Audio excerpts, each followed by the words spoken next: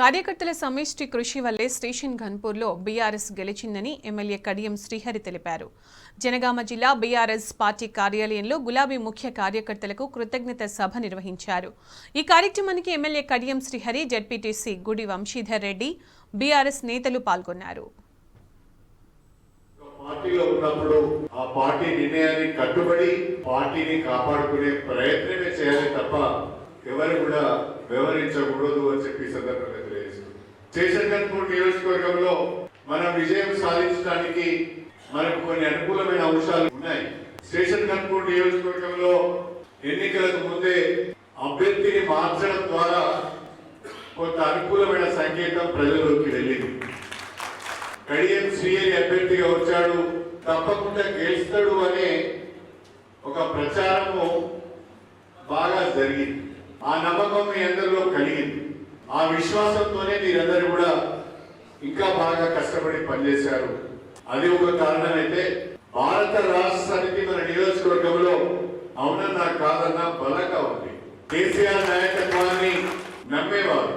కేసీఆర్ గారు ప్రవేశపెట్టిన అభివృద్ధి సంక్షేమ కార్యక్రమాలను అనుభవించిన వారు, పార్టీలో పనిచేస్తున్న వారందరూ కూడా ఈ పార్టీ కొరకు పనిచేయాలని చెప్పి మనస్ఫూర్తిగా చాలా మంది పనిచేశారు. రెండవ కారణము పార్టీ మన నియోజకవర్గంలో బలంగా ఉండడం. మూడవ కారణం ముఖ్యమైనది ఏంటి అంటే మీరందరూ కూడా 90% అబౌవ్ మనస్ఫూర్తిగా పనిచేశారు. కార్యకర్తల కష్టమే, కార్యకర్తల కృషి ఫలితమే నా విజయము అని చెప్పి సందర్భంగా అందుకే మీ అందరికీ కృతజ్ఞతలు చెప్పాలని చెప్పి ప్రత్యేకంగా ఈ విస్తృత స్థాయి సమావేశాన్ని ఏర్పాటు చేయడం జరిగిందని చెప్పి సవినయంగా తెలియజేసుకుంటున్నాను. కానీ నాకు తెలిసి కాంగ్రెస్ ప్రభుత్వం ఎన్నికలు నిర్వహించకపోవచ్చు. లోకసభ ఎన్నికల తర్వాత మాత్రమే వాళ్ళు స్థానిక సంస్థలకు ఎన్నికలు పెట్టే అవకాశం ఉన్నది. అందుకే లోక్సభ ఎన్నికల కొరకు సమాయత్తం అవుతున్నట్టుగా పత్రికల్లో వార్తలు వస్తున్నాయి.